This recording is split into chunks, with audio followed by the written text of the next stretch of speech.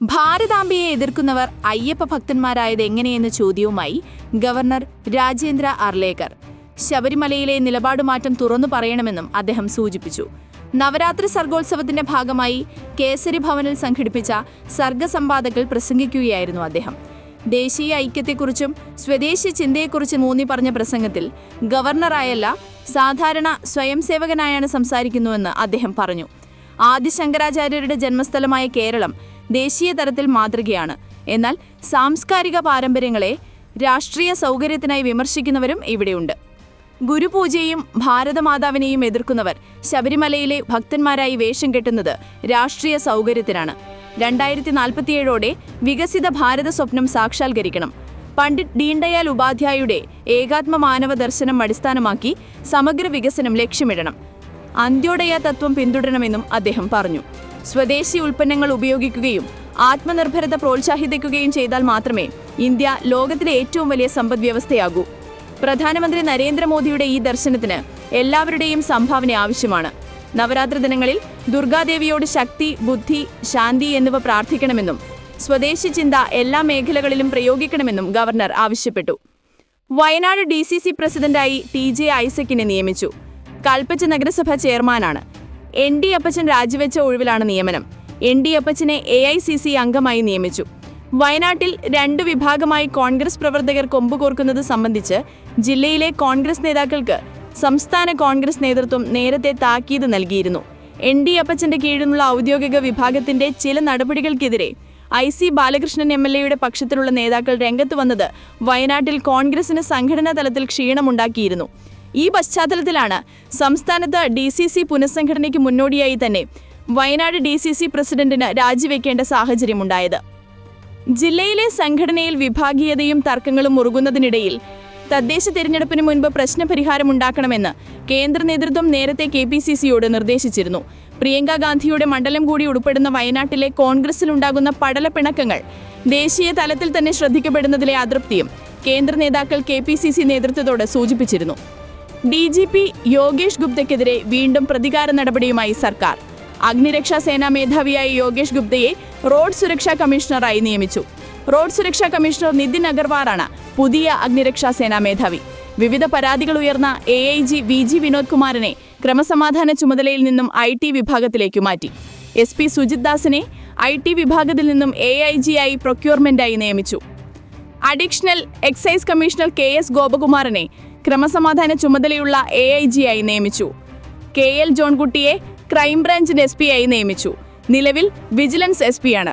Thiruvananthapuram city DCP Nakul Rajendra ദേശ്മുഖിനെ Thrissur city police കമ്മീഷണറായും നിയമിച്ചു.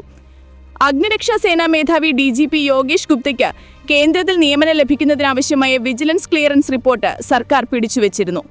റിപ്പോർട്ടിന്റെ പകർപ്പ് ആവശ്യപ്പെട്ടു നൽകിയ വിവരാവകാശ അപേക്ഷയും സർക്കാർ തള്ളി.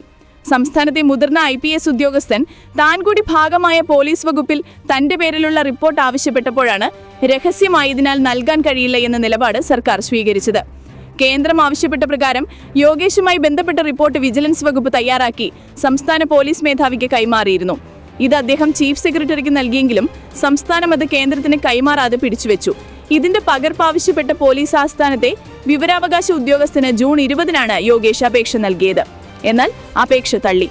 ഭൂട്ടാനിൽ നിന്നുള്ള ആഡംബര വാഹനക്കടത്തുമായി ബന്ധപ്പെട്ട സംശയനിഴലിലുള്ള നടൻ അമിത് ചക്കാലക്കിന് കോയമ്പത്തൂർ ഗ്യാങ്ങുമായുള്ള ബന്ധം പരിശോധിച്ച് കസ്റ്റംസ്. ഭൂട്ടാനിൽ നിന്ന് കടത്തിയതാണെന്ന് സംശയിക്കുന്ന 8 വാഹനങ്ങളാണ് അമിത്തിൽ നിന്ന് കസ്റ്റംസ് പിടികൂടിയിട്ടുള്ളത്. എന്നാൽ തന്റേത് ഒരു വാഹനം മാത്രമേയുള്ളൂ എന്നും ബാക്കിയുള്ളവ തന്റെ ഗ്യാരേജിൽ വിവിധ മോടി പിടിപ്പിക്കലുകൾക്കായി കൊണ്ടുവന്നവയാണെന്നും അമിത്തിന്റെ നിലപാടാണ്. ഭൂട്ടാനിൽ നിന്നും വിദേശ രാജ്യങ്ങളിൽ നിന്ന് ഭൂട്ടാൻ വഴിയും ഇന്ത്യയിലേക്ക് വാഹനങ്ങൾ കടത്തുന്ന സംഘങ്ങളിൽ കോയമ്പത്തൂർ കേന്ദ്രീകരിച്ചുള്ള സംഘത്തെ കഴിഞ്ഞ വർഷം നവംബറിൽ കസ്റ്റംസ് പിടികൂടിയിരുന്നു. ഇതിനെ തുടർന്ന് അമിത്തിന്റെ ഗ്യാരേജിലടക്കം പരിശോധന നടത്തുകയും വാഹനങ്ങളുടെ രേഖകൾ പരിശോധിക്കുകയും ചെയ്തിരുന്നു. ഓപ്പറേഷൻ നുംഖോറിന്റെ ഭാഗമായി അമിത്തിനെ ഇന്നും കസ്റ്റംസ് വിളിച്ചു വരുത്തിയിരുന്നു. ഒപ്പം വാഹനങ്ങൾ അമിത്തിനെ ഏൽപ്പിച്ച 3 വാഹനങ്ങളുടെ ഉടമകളും കസ്റ്റംസിന് മുന്നാകെ ഹാജരായി. അതിനിടെ കുണ്ടന്നൂരിൽ നിന്ന് പിടികൂടിയ ടൊയോട്ട ലാൻഡ് ക്രൂസറിന്റെ ഉടമയായ മൂവാറ്റുപുഴ സ്വദേശി മഹിൻ അൻസാരി നാളെ കസ്റ്റംസിന് മുന്നാകെ ഹാജരായേക്കാം.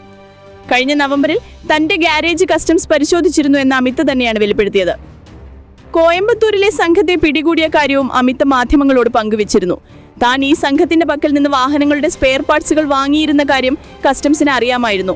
അക്കാര്യം തന്നോട് ചോദിച്ചുവെന്നും പറയുന്നു. തന്റെ പക്കലെത്തുന്ന പല വാഹനങ്ങളും 20-30 കൊല്ലം പഴക്കമുള്ളവയാണ്. അവയ്ക്കുള്ള പല ഉപകരണങ്ങളും എല്ലായിടത്തും ലഭ്യമല്ല. ഇത്തരം ജോലികൾ ചെയ്യുന്ന പലരും കോയമ്പത്തൂർ പോലുള്ള സ്ഥലങ്ങളിൽ നിന്നാണ് സ്പെയർ പാർട്സുകൾ വാങ്ങുന്നത്. അക്കാര്യം താൻ കസ്റ്റംസിനോട് വെളിപ്പെടുത്തിയിരുന്നുവെന്നും അമിത് പറയുന്നു. എന്നാൽ അമിതിന്റെ ഗാരേജിൽ നിന്ന് പിടിച്ചെടുത്ത വാഹനങ്ങളെല്ലാം കസ്റ്റംസിന്റെ റഡാറിൽ ഉണ്ടായിരുന്നവയാണെന്നത് കസ്റ്റംസിന് സംശയം ജനിപ്പിക്കുന്നു. കഴിഞ്ഞ 1 വർഷമായി ഇപ്പോൾ പിടിച്ചെടുത്തതുപോലുള്ള വാഹനങ്ങൾ ലഭ്യമാണെന്ന് കാണിച്ച സമൂഹ മാധ്യമങ്ങളിലടക്കം പരസ്യങ്ങൾ ധാരാളമായി കാണുന്നുണ്ടെന്നും അത് അസാധാരണമായി തോന്നിയെന്നും അമിത് ഇന്ന് മാധ്യമങ്ങളോട് പറഞ്ഞിരുന്നു.